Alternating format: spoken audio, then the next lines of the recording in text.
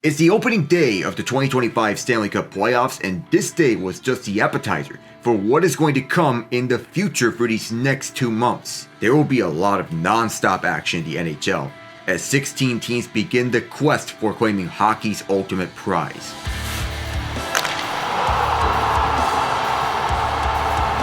Many are talking about how the Jets need to step up in the playoffs. How, despite being one of the best regular season teams in the NHL, the pressure to perform in the postseason is at an all-time high. The St. Louis Blues are the final wild card in the Western Conference, but with how they've been playing admirably since the Four Nations face-off, they could give the Jets a scare. And they certainly did that, whether it be a Robert Thomas power play goal or Oscar Sundqvist tying the game up, or him setting up a perfect net front screen for Jordan Kyrou to fire a snipe past Connor Hellebuyck to take the lead early in the second period. They even now hit the Jets 32-14 after one period and 53-33 in the entire game. This is the style of hockey that the Blues are built on. They're big, mean, and physical. And it appeared through that second period the Jets were playing scared and hasty with the puck.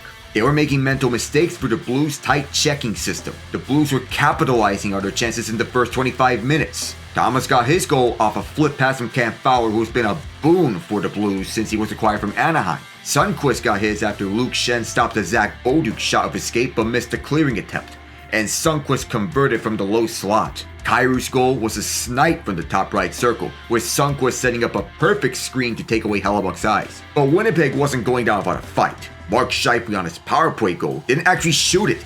He wanted to pass it to the slot, but it bounced off Ryan Suter's stick and over Jordan Binnington's shoulder. Jared Anderson-Dolan's goal was a double deflection between him and Morgan Barron off Luke Schenn's point shot, with a lot of traffic at the front. But where was the fight late in the game? It didn't look that way in the second period early, but something clicked past the halfway mark. They outshot the Blues 9-2 in the final frame, and the work paid off with 3 unanswered. Alex Iafallo was right on the doorstep, receiving a gift from Scheifele with one of the best passes that he has made, and didn't make a mistake in tucking towards the uncovered far side of the net. The Jets defense buckled down and didn't allow the Blues any room. In the rare chances they got anything, it was low danger chances. Kyrou won another goal but was denied on a breakout by Hellebuyck. But late in the game, it was none other than Kyle Connor to deliver the game-winning goal with 96 seconds left on a one-timer from Scheifele, coast to coast, from the left to the right circle. The same play that Winnipeg made for Connor early in the period on the man advantage, in which it was denied by Binnington, but this time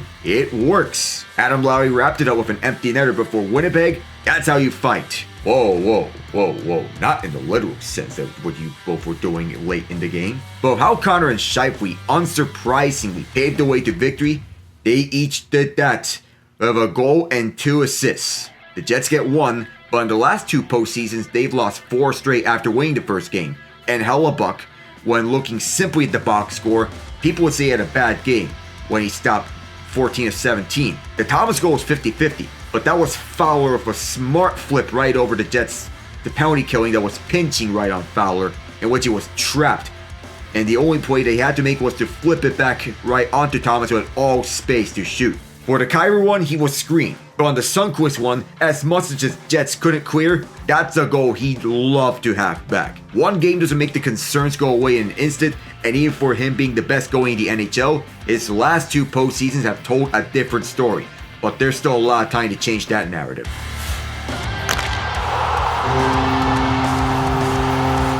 All the concerns about a deep playoff run are valid for the Stars. Not only are they without Miro Heiskanen, who is now day-to-day while recovering from a knee surgery, but they're without Jason Robertson for the entire series. This game justified all of those concerns. I will give them credit for one thing. They've kept this game scoreless for 29 minutes and 30 seconds. But let's get this out of the way. That goal from Artturi Lehkonen was legal. He was tangled up by Maverick Bourque while trying to fight for his own rebound, and it bounced off his own shin pad, where he, in the midst of the tangle-up, did not deliberately kick the puck towards the net. Because why would he do that if he was literally swept off his feet by Bourque in the tangle-up? And strangely, that was not the only weird-looking goal of the second period. By one awkward goal, get one free. Nathan MacKinnon, who factored in the Lehkonen goal, fired a knuckle puck off Ilya Lyubushkin that squeaked his way past Jake Ottinger. And you have to feel for Ottinger, because when that puck bounced off Lyubushkin, it's hard for him to track it down.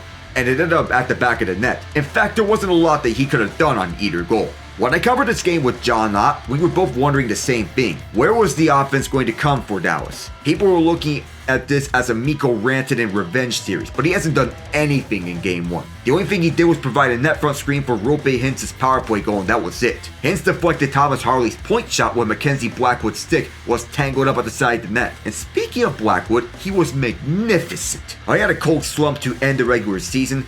In his first career playoff game, he made outstanding save after outstanding save to turn away Dallas each and every time, to make a lasting first impression on his Avs teammates in what was a close game. Keyword was, because the Avs took over in the final 7 minutes of action. The visitors were intimidating defensively, and that translated into excellent chances. Josh Manson made 2 hits on Michael Granlund on the same shift, and on the other side of the ice, he sets up Devon Taves, who was all alone at the goal mouth to tap a wide open puck home. And if you're Dallas, that's an inexcusable goal to give up. Outside how the goal scoring has come up dry in this game, the other concern was how the defense was going to hold up without Heiskanen. Despite being a top team in the league, the underlying results painted a team that struggled defensively a lot down the stretch, and this game showed that issue. McKinnon wraps it over an empty net goal, but if that's not enough, enter Charlie Coyle to fire home a rebound shot in the slot to add more salt onto the wound. This stat doesn't seem real, but for the Dallas Stars, that's their